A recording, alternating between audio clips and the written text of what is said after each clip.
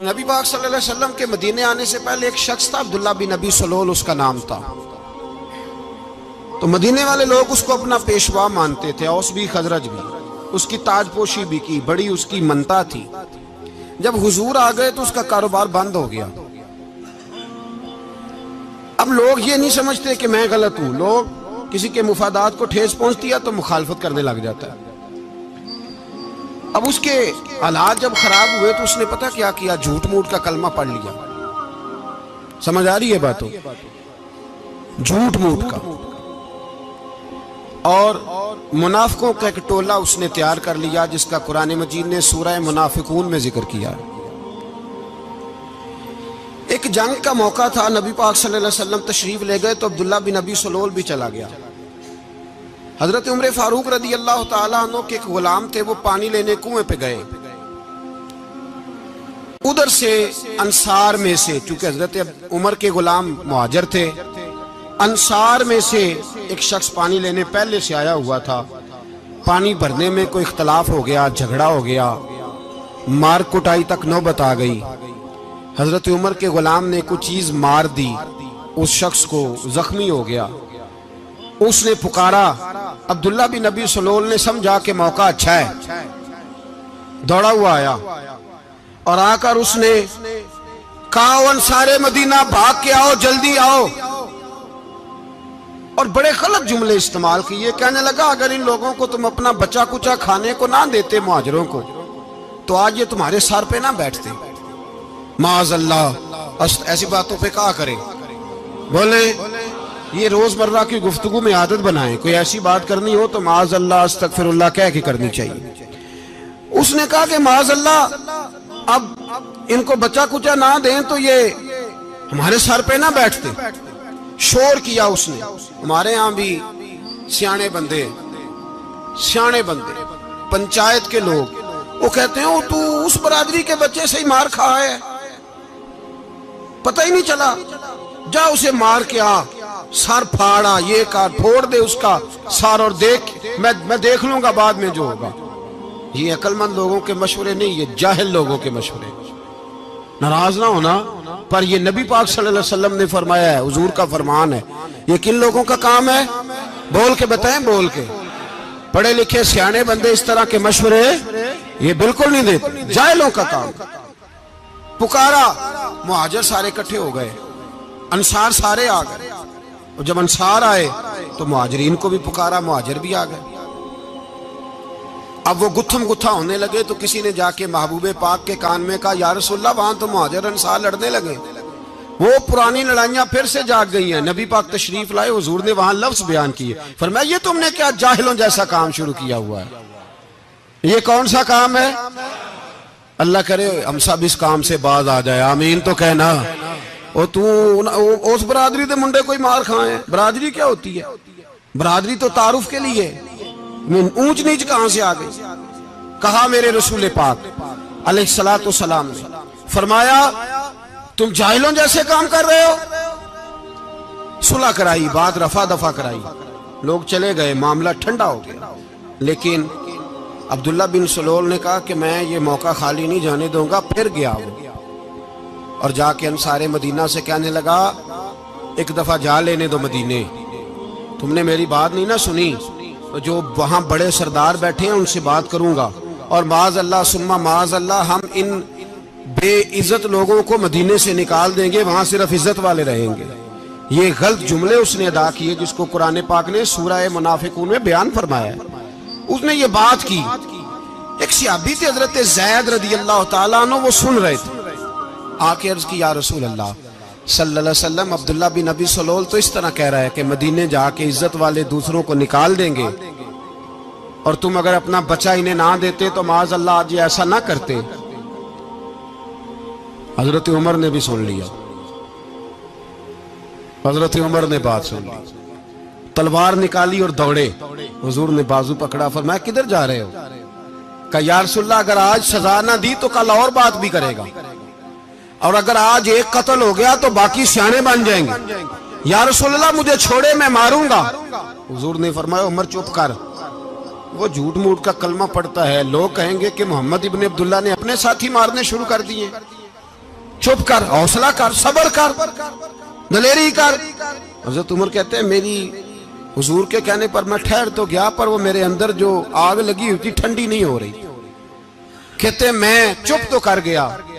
نبی پاک علیہ السلام نے پوچھا عبداللہ بن نبی سلول سے، تو نے یہ کہا ہے؟ کہنے لگا حاشا وک اللہ، میں نے بات ہی نہیں کی نا۔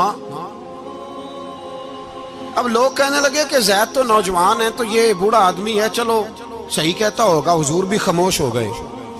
اللہ پاک نے قرآن مجید نازل فرما دیا، فرمایا اللہ نے سن لی ان کی بات جنہوں نے یہ کہا ہے، اور پھر لفظ بڑے حسین ہے، فرمایا یہ کہتے ہم عزت والے ہیں؟ نہیں، وَلِلَّهِ الْعِزَّةُ وَلِرَسُولِهِ وَلِلْمُؤْمِنِينَ، فرمایا عزت تو اللہ کے پاس ہے، اللہ کے رسول کے پاس ہے، اور عزت تو مومنوں کے پاس ہے، مومنین کے پاس عزت ہے۔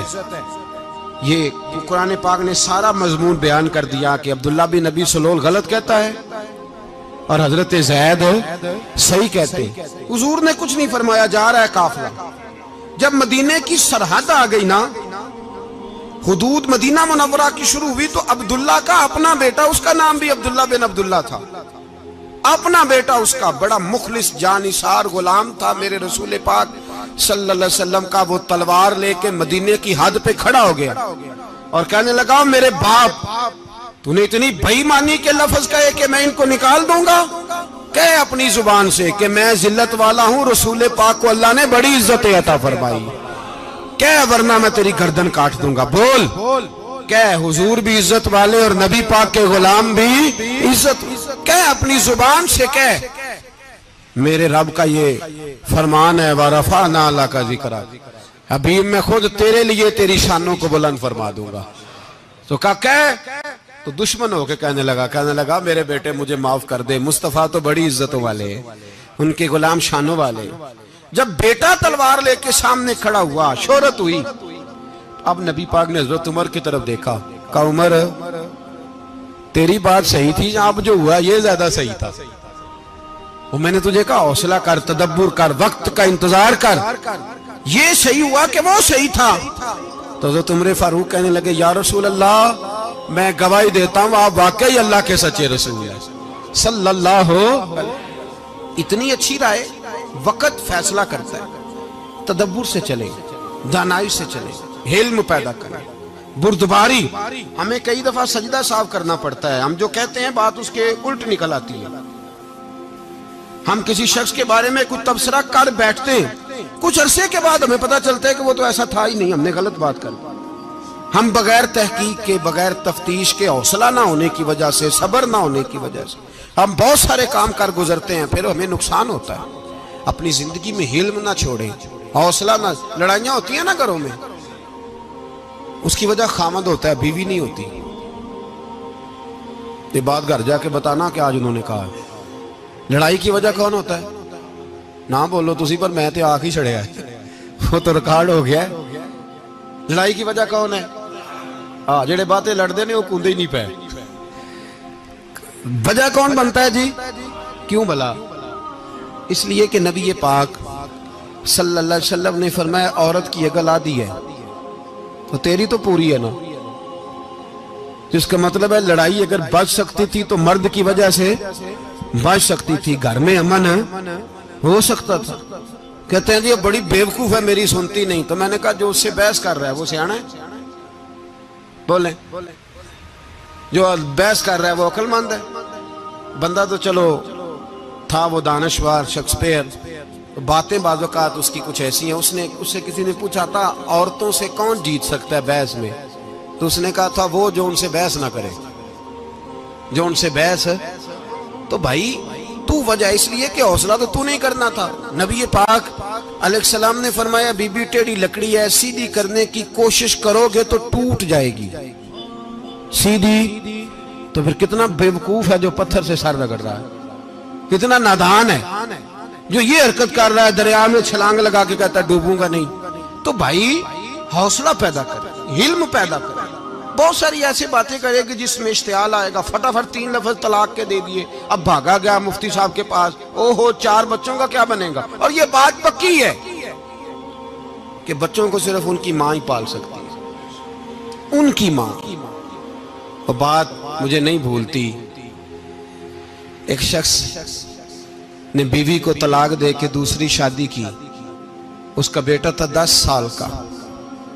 تو اس نے اپنے بیٹے سے کہا کہ بیٹے بتا پرانی اماں صحیح تھی یا یہ صحیح ہے؟ اس نے کہا نہیں ابا وہ تو جھوٹ بڑے بولتی تھی، یہ صحیح ہے. وہ جھوٹی تھی، وہ جھوٹ بڑے بولتی تھی میری سگی اماں، یہ سچ بولتی ہے. اس نے کہا وہ کیسے؟ کہنے لگا اس لیے کہ میں کوئی شرارت کرتا تھا تو میری سگی اماں مجھے تھپڑ مارتی تھی اور کہتی تھی تجھے روٹی نہیں دینی، جا دوڑ جا گھر سے. تو میں دوڑ جاتا تھا تو جھوٹ بولتی تھی نہیں دینی، پھر آدھے گھنٹے کے بعد مجھے ڈھونڈنے لگ جاتی تھی، ڈھونڈ کے لاتی تھی، پھر میری منت کرتی تھی، پھر مجھے کہتی تھی نہ مجھے ستایا کر، پھر میرا ماتھا چومتی تھی، پھر میری مرضی کا کھانا بنا کے دیتی تھی، پھر میرے منہ میں لقمے ڈالتی تھی. جھوٹی تھی، پہلے کہتی ہے نہیں دینی پھر پیچھے بھاگتی ہے. یہ سچی ہے، میں شرارت کرتا ہوں تو تھپڑ مار کے نکالتی ہے، پھر میں منتیں کرتا ہوں پر روٹی نہیں دیتی، پیر پکڑتا ہوں نہیں دیتی. سچ بولتی ہے، اپنی بات پہ ڈٹ جاتی. او بھائی بچے اس کی ماں ہی پال سکتی ہے، تو نے 3 جملے کہتے سوچا ہی نہیں، تیرا کا گیا تو یہ تو نئی بیوی ملے گی، اور اس کا بھی کیا گیا، اس کو بھی شاید شوہر مل جائے. ان پھولوں کی پرورش صرف ان کا مالی کر سکتا ہے، دوسرا کر سکتا؟ تو نے حوصلہ ہی نہیں کیا. ٹھیک ہے غلطی بی بی کی تھی پر تو مرد تھا نا، تیرے پاس تو دلیری تھی. فٹافٹی 3 طلاق کے جملے کہہ دیے. اور میرے رسول پاک علیہ السلام نے فرمایا جائز کام بڑے ہیں پر طلاق جائز تو ہے پر میرے رب کو پسند نہیں، اللہ کو پسند. تو نے مالی بگا دیا جس نے تیرے گھر کا باغ سینچنا تھا. تو بھائی یہ حوصلہ نہیں. درجنوں طلاقیں، 20 کیس، اور ابھی وہ شادی کے پورے کپڑے نہیں پہنے تو طلاق پہلے. اس کی وجہ یہ کہ حوصلہ نہیں، صبر نہیں، رضا نہیں، ہم احساس نہیں کرتے. اگر تو یہ سمجھ جائے کہ بس اللہ نے جو میرے لیے بہتر سمجھا مجھے دے دیا، صحیح ہے میری آزمائش ہے، کیا ہے کچھ ہے جو اس نے بہتر سمجھا مجھے اس نے، پھر تو سکھی ہو جائے، تیرے لیے جینا آسان ہو جائے، پھر تو بہت ساری پریشانیوں سے آزمائشوں سے دور ہو جائے. میرے نبی پاک علیہ السلام نے ہمیں حوصلہ کرنے کا حکم دیا، دلیری. 2-3 سال شاید پچھلے سال یا اس سے پچھلے سال حج کے موقع پہ نا ہمارے پاکستان میں تو بڑے بڑے انوکھے واقعات ہوتے ہیں. سننے سے کیا میں کہتا ہوں وہ عبرت کے لیے ہوتے ہیں. جعلی ویزے لگوا دیے حج کے کسی ایجنٹ نے، اللہ کے مہمانوں کو بھی لوگ لوٹ لیتے ہیں. معاذاللہ جعلی ویزے لگوا دیے. اور مزے کی بات یہ ہے کہ پاکستانی ایئرپورٹ سے گزر بھی گئے وہ ویزے والے، اور احرام باندھے لوگ جدے پہنچ گئے. 4 آدمی تھے، انہوں نے ویزا دیکھا تو کہا نقلی آپ کو واپس جانا پڑے گا. اگلی فلائٹ سے وہ لوگ واپس آئے. آپ مجھے بتائیے ان کی جب وہ چھوٹے چھوٹے کلپ آئے، میڈیا نے ان کی باتیں سنی تو ان کے آنسو نہیں تھمتے تھے. ایک آدمی احرام باندھ کے گیا ہے، معمولی سمجھتے ہیں آپ؟ میرے جیسا غریب آدمی کبھی اس نے ارادہ کیا اور مدینے جانے کا لیٹ ہو جائے تو کلیجہ پھٹنے کو آتا ہے. کچھ مجبوریاں پیروں میں آ جائے، نہ جا سکے تو پتہ نہیں کتنی توبہ کرنے کو دل کرتا ہے کہ کہیں غلطی تو نہیں ہو گئی، کوئی ایسی بات تو نہیں نکل گئی. یقین کریں طبیعت پریشان ہو جاتی، یار کوئی ایسا کام تو نہیں ہوگا جس کی وجہ سے یہ بات ہوئی. 4 آدمی لوٹ آئے، حالات خراب ہو گئے، لوگ رو رو کے قصے سناتے تھے. لیکن میرے رسول پاک علیہ السلام کا حوصلہ دیکھو.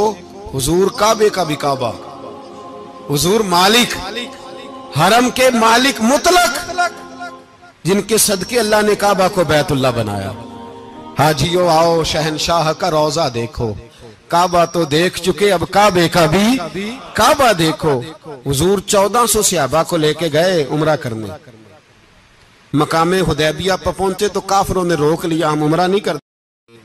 تو اور میں خادم اور جو وارث و مالک ہیں 1400 صحابہ، ہم نہیں عمرہ کرنے دیتے، واپس جائیے.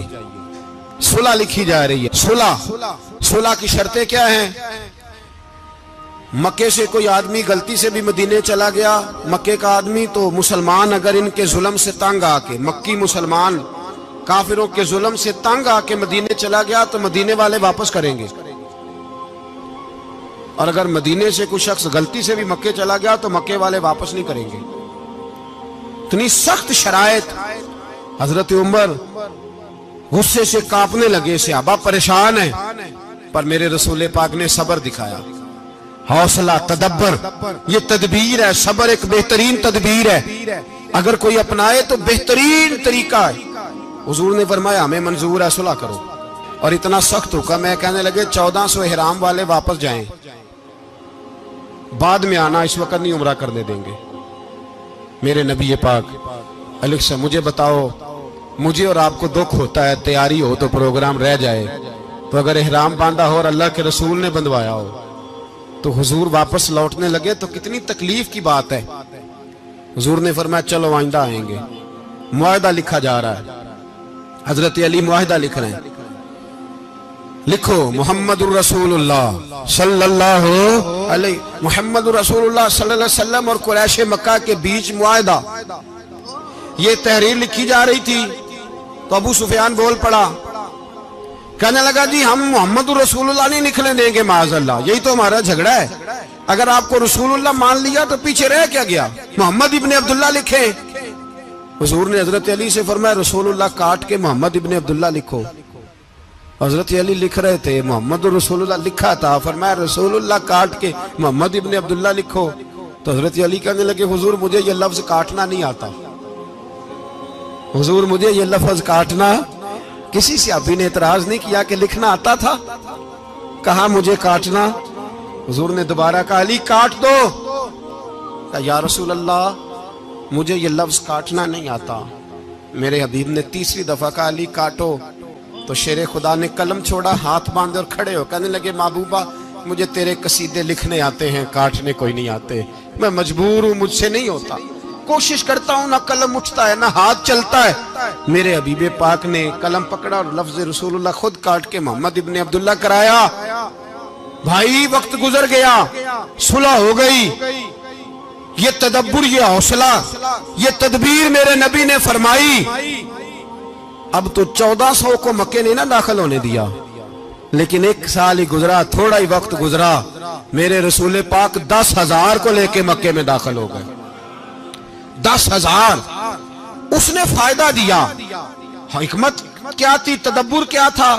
قریش روز لڑائی کرنے آ جاتے تھے, تبلیغ ہی نہیں کرنے دیتے تھے. ان سے صلح ہو گئی تو نبی پاک نے کیسر کو خط لکھا, کیسر روم کو, ہرکل کو. دور دراز تبلیغ پھیل گئی, مسلمان 100,000 سے زیادہ ہو گئے. ان کی طرف سے اب وہ لڑائی بند ہو گئی. میرے حبیب پاک علیہ السلام کے حوصلے نے کمال دکھایا, اس تدبیر نے فائدہ دیا امت مسلمہ کو. 10,000 کا لشکر لے کے حضور کعبے میں داخل ہوئے. کل جو ابو سفیان کہتے تھے نا محمد رسول اللہ لکھنے نہیں دوں گا, آج وہ خود کہہ رہے تھے اشہد ان لا الہ الا اللہ واشہد ان محمد رسول اللہ صلی اللہ علیہ. کل جو کہہ رہے تھے کہ میں یہ لفظ نہیں لکھنے دوں گا, آج ابو سفیان کی حویلی میں لاکھوں لوگ, ہزاروں لوگ بیٹھے تھے اور سارے کہہ رہے تھے محمد الرسول اللہ محمد الرسول اللہ محمد الرسول اللہ صلی اللہ علیہ وسلم. میرے محبوب کی تدبر نے, فقاہت نے, اور پھر کمال ہوا. 1400 کہاں اور 1,44,000 کہاں. 1400 کہاں اور 1,44,000. 1400 کو نہیں جانے دیا عمرہ کرنے. میرے رسول پاک 1,44,000 کو لے کے حج کرنے چلے گئے. حضور نے حج کیا, ہر طرف لبیک لبیک کی صدائیں بلند ہوئی. یہ میرے نبی پاک کا تدبر ہے, حوصلہ ہے. اگر وقتی طور پہ حوصلہ کر جاؤ گے, دلیری کر جاؤ گے, آنے والا وقت آسان ہو جائے. حوصلہ نہیں, صبر نہیں, سکون نہیں. 2-4 باتیں, یہاں تک کہ لوگ ابا جی کی بات برداشت نہیں کرتے, ایسے جملے کہہ دیتے ہیں جو دوبارہ پلٹ کے نہیں آتے. ماں کو لفظ نہیں بولتے, باپ کی روح تک چھلنی کر دیتے ہیں وہ جملے. لیکن لوگ اس وقت حوصلہ کرنے, اور ہم پنجابی لوگوں نے تو گنجائش ہی بڑی دے دی ہے. کہتے ہیں بچہ ہے جے, ایک ہی ہے, ایک میں حوصلہ کرے کی ہے ماشاءاللہ. تو اگر جوان ہو گیا تو کہتے ہیں گرم خون ہے, مکہ کم. اگر بوڑھا ہو گیا تو کہتے ہیں بوڑھوں میں حوصلہ نہیں ہوتا, نہ بچے میں نہ. تو کس میں حوصلہ ہوگا, بولے کسی میں بھی نہیں. چھٹی سب کو فتویٰ مل گیا نا, یہ بچہ ہے جی, ابھی یہ تو بچہ ہے, آپ تو سیانے بیانے ہیں, یہ بچہ ہے. کمال ہو گئی ہے بھائی, کیا مطلب ہے بچہ ہے؟ بچے کو سارا پتہ ہے, ہر چیز اسے آتی ہے, حوصلہ کرنا ہی نہیں آتا. اور پھر کہہ دیا وہ تو گرم خون ہے. وہ کیا بات کرتے ہو, گرم خون؟ ابے کے گلے پڑ گیا گرم خون, اس کو کھڑا کرو نا ایس پی کے سامنے اور اس کو مار تھپڑ اس کے منہ پہ, تیرے گرم خون کا پتہ چلے. غریب کے یہ گلے پڑ گیا, اس کو کھڑا کرو ایس ایچ او کے سامنے, پھر پتہ چلے گا خون کتنا گرم ہے.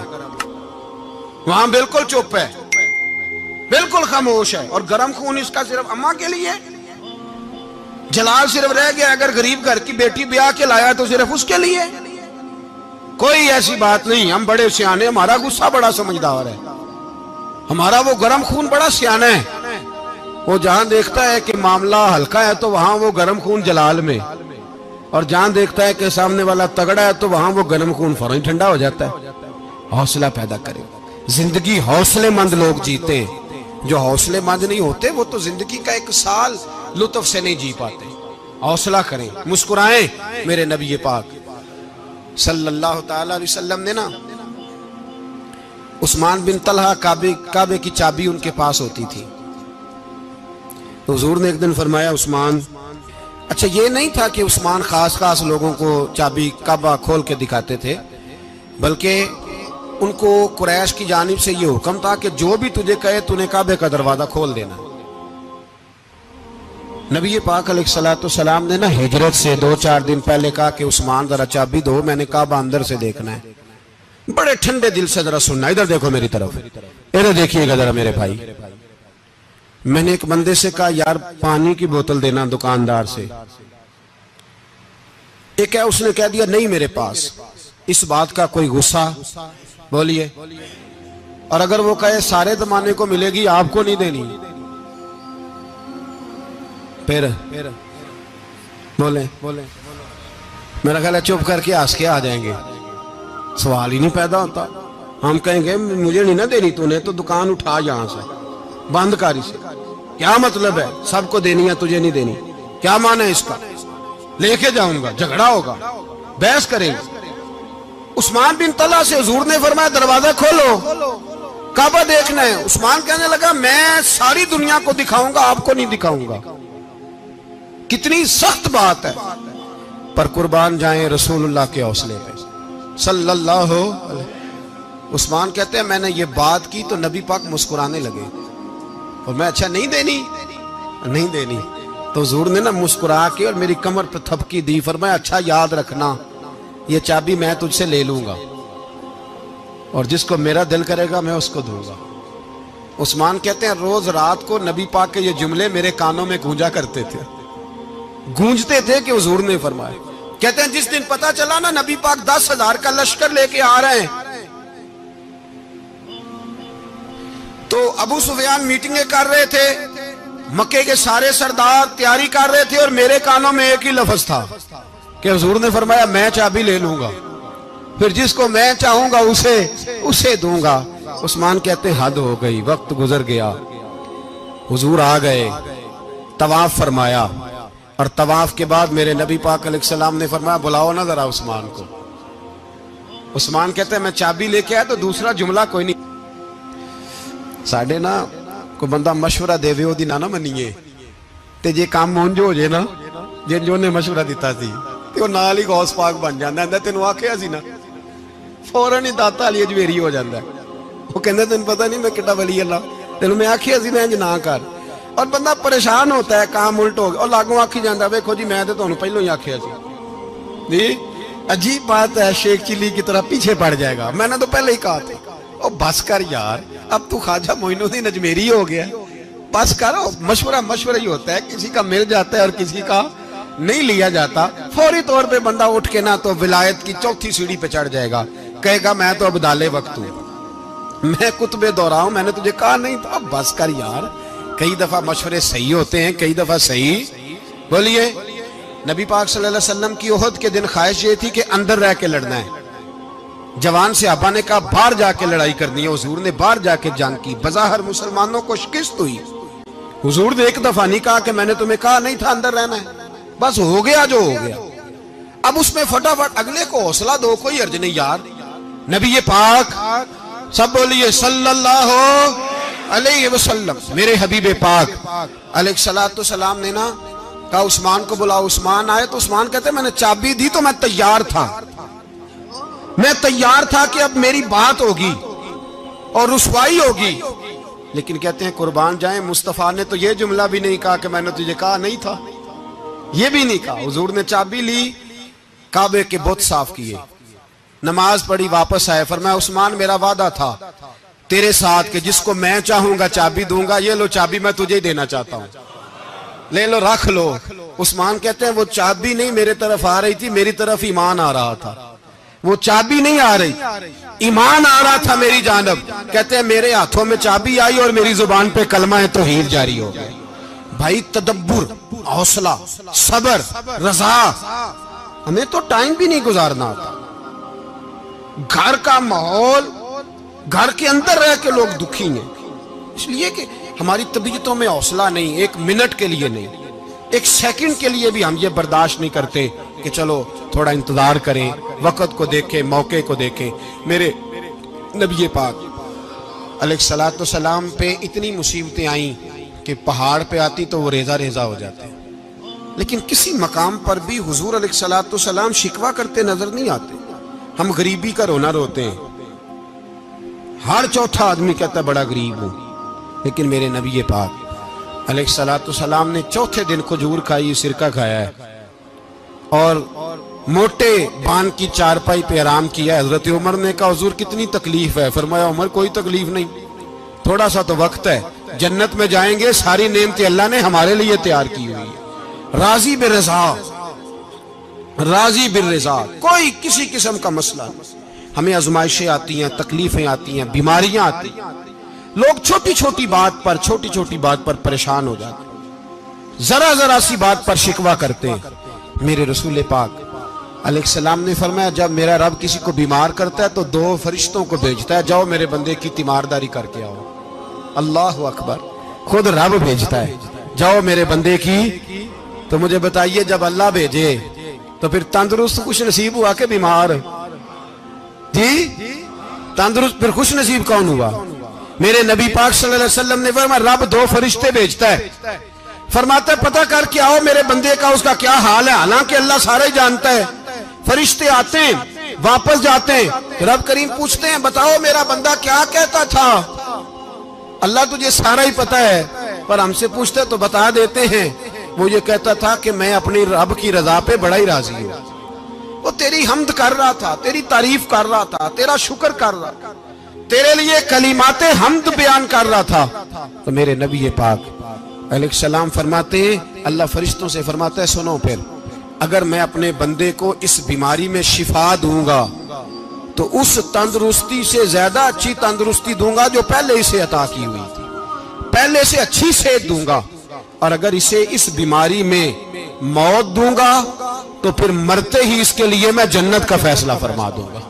بھائی جب تو راضی بالرضا رہتا ہے، راضی بالرضا، بڑی سادی سی بات ہے بھائی، آپ گھر گئے روٹی مانگی تو اگر کسی نے کہا نا کہ اتنی تھکاوٹ ہے ٹائم پہ آیا کریں اس وقت، تو روٹی تو وہ بھی مل گئی پر اس میں لذت، وہ سکون نہیں، وہ سکون نہیں۔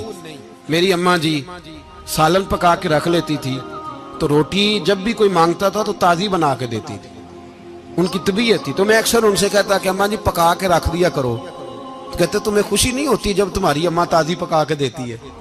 خوشی ہوتی ہے، طبیعت میں خوشی ہوتی ہے۔ ان کا مزاج تھا، ذوق تھا، تو ہم سمجھتے تھے یار یہ بڑی سعادت کی بات۔ تو آپ گھر گئے رات کو تو گھر والوں سے کہا روٹی، تو فوراً اٹھے، فوراً، اور انہوں نے کھانا تازہ بنایا اور ساتھ یہ بھی کہا باہر سے نہ کھایا کرے بندہ بیمار ہو جاتا ہے۔ کتنی ٹھنڈک پہنچتی ہے آدمی کے دل کو، سکون ملتا۔ تو بھائی بیماری تو آپ نے کاٹ لی، لیکن ساتھ کہو ہو بڑا بیمار ہوں، میں نے تو اتنے گناہ بھی نہیں کیے، ظلم بھی نہیں کیا، کسی کو کچھ بھی، اب بیماری تب بھی کٹ گئی۔ پر بڑی آزمائش، مریض ڈاکٹر کے گلے پڑ رہا ہے، اس کے لواحقین جھگڑے کر رہے ہیں، بیماری وہ بھی کٹ گئی۔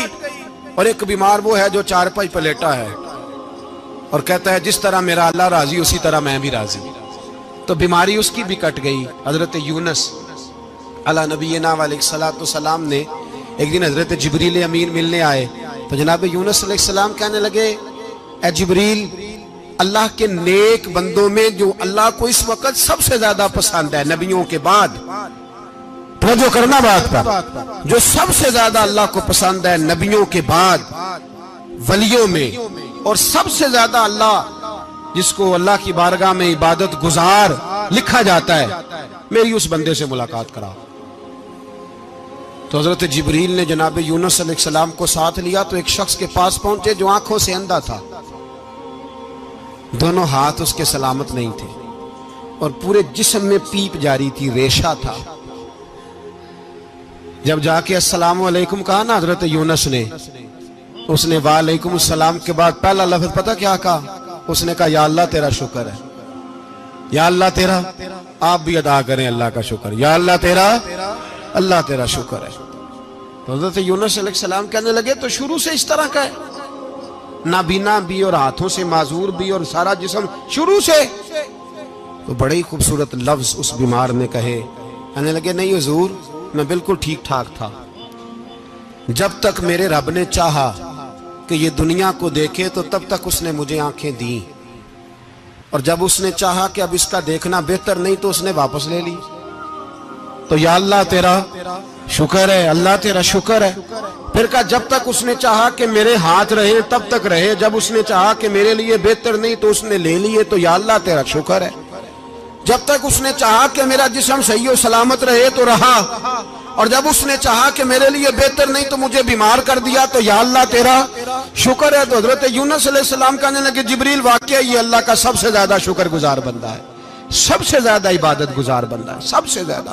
میرے نبی پاک علیہ السلام نے فرمایا میرا مومن ہر حال میں نفع میں ہے، نعمت ملے تو شکر کر کے نفع، مصیبت آئے تو صبر کر کے نفع، اپنی زندگی میں تحمل، بردباری، علم پیدا کرے، حوصلہ پیدا کرے۔ ہر آنے جانے والے شخص کے مزاج کے مطابق اسے نہ ملے، اپنا مزاج صحیح رکھے، اپنی طبیعت کے مطابق اپنے ماحول کو برقرار رکھیں۔ علم کے ساتھ گزارا کرو گے تو رشتہ داروں سے بھی بنی رہے گی، دوستوں سے بھی بنی رہے گی، ہر ایک سے تعلق رہے گا۔ اور اگر آپ کے اندر یہ حوصلہ نہیں تو پھر سارے معاملات پریشانی کا شکار ہو جائیں گے۔ یہ تو آج کا مضمون تھا۔ ہمیں نا لوگ مشورہ دیتے ہیں، کہتے ہیں پیر صاحب درویشوں کو سیاست کی بات نہیں کرنی چاہیے، دیتے ہیں نا مشورہ لوگ، جی تھوڑا تھوڑا بول دیں، تھوڑا تھوڑا دیتے ہیں نا۔ اگرچہ ہم ان کی بات نہیں مانتے، اس لیے کہ اقبال نے کہا تھا جدا ہو دین سیاست سے تو رہ جاتی ہے چنگیزی، جدا ہو دین سیاست سے تو، اور پہلا فکرہ یہ ہے کہ جلال بادشاہی ہو یا جمہوری تماشا ہو، جدا ہو دین سیاست سے تو رہ جاتی ہے۔ اس نے کہا جب سیاست اور دین علیحدہ علیحدہ ہوتے ہیں تو چنگیز خان اور ہلاکو خان پیدا ہوتے ہیں۔ سیاست جب تک مسجد کے اندر رہتی ہے تب تک پاک صاف رہتی ہے، وہ گندی ہوتی تب ہے جب مسجد سے نکل جاتی ہے۔ حضرت علی کے زمانے تک مسجد میں رہی، پاک صاف رہی، یزید باہر لے گیا تو گندی ہو گئی، حضرت عمر بن عبدالعزیز دوبارہ مسجد میں لے آئے تو پھر پاک ہو گئی۔ لیکن پھر بھی ایک ساتھی نے مجھے کہا تو اس کی بات میں سب کی باتیں نہیں مانتا، اس کی بات میری سمجھ میں آئی۔ وہ کہنے لگا جی اصل بات یہ ہے کہ سیاسی تبصرے تجزیے ہم اخباروں میں ٹی وی پہ جا کے بیٹھیں، جا کے بڑی مہربانی میری طرف دیکھیں، وہ ہم سنتے رہتے ہیں تو ہمارا دل کرتا ہے مسجد میں صرف ہم رسول اللہ کا پیار ہی سنیں۔ تو میں نے کہا یار تیری بات دل کو لگتی ہے، یہ بات صحیح ہے، چلو یہ نیت اچھی ہے، یہ تیرا نظریہ ٹھیک ہے، مان گئے ہم۔ میں چلا گیا دکاندار کے پاس اور میں نے اس کو جا کے کہا کہ گاڑی کا انجن کھولو، اس طرح کرو اس طرح۔ اس نے کہا مولانا آپ جا کے نا گھر تو فقہ کی کتاب کھولیں، اس لیے کہ گاڑی کے انجن کے بارے میں آپ کو معلومات، یہاں اگر آپ نے یہ کام کرنا ہے تو اس کو پڑھیں، کسی استاد کے پاس ورکشاپ پہ آئیں، آپ کے ہاتھوں کو، منہ کو، چہرے کو مٹی لگے، دھواں لگے، گریس لگے، پھر آپ کو پتہ چلے گا انجن کیسے کھلتا ہے۔ صحیح کہہ رہا ہوں؟ نہیں صحیح کہہ رہا؟ دعا گلہ تو یہاں کر چڑی جائے، صحیح کہہ رہا ہوں جی؟ اگر مولوی کو اجازت نہیں سیاست کی بات کرنے کی، اور مولوی کو اجازت نہیں کہ انجن کی بات کرے، تو سیاستدان کو اجازت ہے دین کی بات کرنے کی؟ یہاں تو وہ آئے نا مدرسے میں پڑھے، پورا دین حاصل کرے، پھر وہ بولے تو پھر تو ٹھیک ہو گیا، لیکن جب اسے سورۃ اخلاص بھی سیدھی نہیں آتی تو فتوے دینے کی اس کو ضرورت ہے کوئی؟ بولے نا یار، کیوں چھیڑتے ہیں سیاست؟ ہم نہ پچھلے جمعے جلوس نکالنا چاہ رہے تھے ختم نبوت کی ترمیم کے حوالے سے، حکومت وقت نے کہا کہ ہم واپس لیتے ہیں، تو میرے بہت سارے دوستوں نے کہا جی نکالنا چاہیے، انہوں نے کیا کیوں؟ میں نے کہا یار لوگوں کو بھی پریشان نہیں کرنا چاہتے، ہماری اپنی سڑکیں ہیں، کسی کو بس ٹھیک ہے، انہوں نے واپس لے لی تو بات ختم ہو گئی، ہم مان گئے، تسلیم کر لیا۔ اتنا ہمارا مطالبہ ہے کہ اس آدمی کو ضرور سزا دو جس نے یہ ترمیم کی ہے، لیکن ہم نہیں کرتے، کوئی نہیں نکلے، نہیں نہ نکلے بولے ہیں۔ تو وزیر قانون صاحب کو کیا مصیبت بنی ہوئی ہے نیا فتویٰ دینے کی؟ کہ ہے کوئی شوق انہیں دینا چاہیے فتویٰ؟ کہتے نہیں مرضیوں میں ہمارے درمیان تھوڑا ہی فرق ہے۔ مجھے یوں لگتا ہے کہ یہ جان بوجھ کر کوئی نہ کوئی ایسی شرارت کرتے ہیں جس سے لوگ اشتعال میں رہیں، جان بوجھ۔ حلم، حوصلہ، صبر ذات کے بارے میں تو ہے، لیکن اگر کوئی رسول پاک کی بے ادبی کرے تو پھر حوصلے کی بات وہ ہے ہی نہیں، پھر تو جہاد کی بات ہے۔ اور میں دیانتداری سے مسجد میں باوضو بیٹھ کر جمعے کے دن مشورہ دیتا ہوں حکومت کو اور وزیر قانون کو مشورہ دیتا ہوں کہ نہ فرعون کی حکومت ساری زندگی رہی، نہ نمرود رہا، نہ جاج بن یوسف رہا، نہ یزید رہا، اور یار درباری بن کے حکمرانوں کی چاپلوسی کرتے کرتے تم یہاں تک آ گئے ہو کہ اب نبی پاک کی عزت کو ہاتھ ڈالنا شروع کر دیا ہے۔ اور آپ یقین کریں سیاسی جماعتوں کا اتنا برا حال ہے کہ ان کے لیڈر کے بارے میں کوئی بات کرے تو پاگل ہو جاتے ہیں یہ احتجاج کر کر کے، اور اس نے ڈائریکٹ کہہ دیا کہ ختم نبوت کا مسئلہ ہی کوئی نہیں، جو دین کی بنیاد ہے، کسی کو پرواہ نہیں۔ مجھے تو ان لوگوں کی فکر ہو رہی ہے جن لوگوں نے انہیں ووٹ دیے ہیں، وہ اللہ کو کیا جواب دیں گے؟ اور یہ اللہ ماشاءاللہ ساری سیاسی جماعتیں اس طرح کی۔ اور میرا وزیر قانون صاحب کو بھی مشورہ ہے کہ زندگی بڑی تھوڑی ہے، بڑی تھوڑی، اللہ سب کو معاف کرتا ہے، اپنے رسول کے غداروں کو معاف نہیں کرتا۔ اور یہاں تمہاری گاڑیوں پہ جھنڈے لگے ہوئے ہیں، وہاں بھی تمہارے جھنڈے لگیں گے، پر اس لیے لگیں گے کہ یہ غدار ہیں ناموس رسالت کے، یہ جھنڈے لگیں گے۔ شرم کرو اور ڈر جاؤ، بس کر دو، تمہارے منہ میں اب دانت پورے نہیں رہے۔ کوئی شوگر کا مریض ہے تو کوئی بلڈ پریشر کا، تو کوئی ہارٹ کا، تو کوئی کینسر کا۔ شرم کرو اور اپنی قبر کی بھی تھوڑی سی فکر کرو۔ بتاؤ پاکستان کے کتنے صدر گزرے، وزیر اعظم گزرے، تو ان کی قبریں کہاں ہیں؟ کوئی جاتا ہے ان کی قبروں پہ؟ کسی کو خبر ہے؟ کیوں اپنے لیے جہنم کٹھی کرتے؟ سارا کچھ دنیا داری رہ گئی ہے، سارا کچھ صرف یہی رہ گیا۔ حضرت ابو بکر سردار تھے، حضرت عمر سردار تھے قبیلے، حضرت عثمان سردار تھے، انہوں نے سرداریوں کو ٹھوکر مار کے رسول اللہ کے قدموں میں بیٹھنا پسند کی، سرداریاں چھوڑ کے غلام بن گئے۔ تم سرداریاں بچانے کے لیے رسول اللہ کی غداری کرتے ہو، شرم نہیں آتی؟ اور قوم شکوہ ہے مجھے ان لوگوں سے جو مولوی تو کہہ دیتے ہیں تو سیاست نکار، اور کسی سیاستدان کو منع نہیں کرتے کہ جب تجھے سورت فاتحہ بھی نہیں آتی تو تجھے کس نے اجازت دیا اتنی بڑی بات؟ اور میں نے پچھلے سے پچھلے جمعے بھی کہا تھا، پھر کہتا ہوں اور آن دی ریکارڈ کہتا ہوں، مرزائی کل بھی کافر تھے، آج بھی کافر، اور قیامت تک، اور جو ان کے کفر میں شک کرے وہ بھی، اور پکا بے ایمان ہے، کافر ہے۔ وہ وزیر قانون ہو یا صوبائی ہو یا وفاقی ہو، من شک فی کفر ہی فقط کفر، جو مرزائی کے کفر میں شک کرے وہ بھی کافر ہے۔ ہمارے رسول آخری رسول ہے، ہم کسی کو یہ اجازت نہیں دیں گے کہ وہ ختم نبوت میں رکھڑا ڈالنے کی کوشش کرے، ہم کسی کو یہ اجازت ہے۔ اور تم نے قوم کو لوٹا، لوٹتے رہو، اب ایمان پہ ڈاکے تو نہ ڈالو۔ تمہیں دولت لوٹ کے پیٹ نہیں بھرا، اب ایمان لوٹنا شروع کر لیا ہے۔ تمہارا فیکٹریاں لوٹ کر، قومی خزانہ لوٹ کر پیٹ نہیں بھرا، بھائی مانو اب دین بیچ کر اپنی حکومتیں پکی کرو گے۔ اور وہ لوگ بھی تیار ہو جائیں جو ان بھائی مانوں کو منتخب کرتے ہیں، ان سے بھی سوال کرے گا ختم نبوت کا موضوع قیامت کے دن کہ تم بتاؤ، ان کو سپورٹ کرتے تھے جو رسول اللہ صلی اللہ علیہ وسلم کے بعد بھی کسی نبی کو نبی ماننا درست جانتے تھے؟ شرم آنی چاہیے، خیال ہونا چاہیے۔ اور میں نے کہا کہ ہمارا دل نہیں چاہتا، آپ یقین کریں، ہمیں شوق ہے جلوس نکالنے کا، تمہارے خلاف باتیں کرنے کا۔ تم نے روز تھرمامیٹر نکالا ہوتا ہے، چیک کرتے ہو کہ ایمان کتنا ہے کتنا نہیں ہے۔ یہ پاکستان اگر صوبہ سندھ ہے تو وہ حضرت عبداللہ شاہ غازی کا ہے، اگر بلوچستان ہے تو حضرت بابا عبد الرحمان کا ہے، اور اگر پشاور ہے تو وہ صوفیاء کا ہے، اور اگر یہ دھرتی پنجاب ہے تو یہ داتا علی اجویری کی ہے، یہ بابا فرید الدین کی ہے۔ اس میں کسی غدار کو قبضہ کرنے کی اجازت بالکل نہیں ملے گی۔ اور ہم وہ لوگ بھی نہیں جو چپ کر کے اندر سوتے رہیں، قوم جو کرتی ہے کرتی رہے، ہمیں پرواہ نہیں، نا ایسی کوئی بات نہیں۔ کوئی بندہ نہ سمجھے کہ انہیں ہوش نہیں، انہیں پتہ نہیں، ہمیں سارا کچھ ہی آتا ہے۔ پھر اگر کل کو کوئی ممتاز قادری پیدا ہو گیا تو شکوہ نہ کرنا، کل کو کوئی پھر سے عامر چیمہ نکل آیا تو شکایت نہ کرنا، یاد رکھنا۔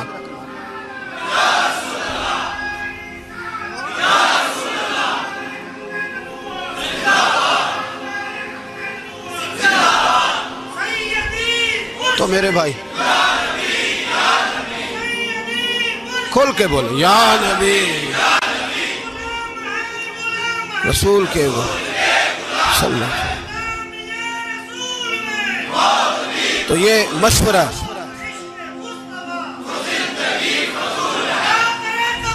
جزاک اللہ، تو یہ تمہیں مشورہ ہے۔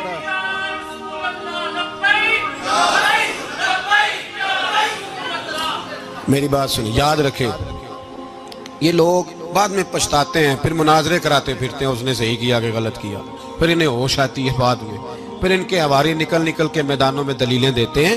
اس لیے ہمارا مشورہ ہے انہیں کہ یہ اپنی حد میں رہیں، اور جو کام تمہارے ذمہ، میں نے کہا نا تم نے بڑا لوٹا، یہ قوم روز تمہیں موقع دیتی ہے لوٹنے کا، یہ موقع دیتی ہے، تو تم نے دولت لوٹ کے پیٹ نہیں بھرے، اب ایمان لوٹنے کے چکر میں آ گئے ہو۔ یاد رکھو، مسلمان گناہگار ہیں، غدار نہیں ہیں۔ تمہیں دولت لوٹنے کا تو شاید موقع مل گیا ہے، پر ایمان لوٹنے کا موقع نہیں ملے گا، تو اس لیے اس کو لگام دو۔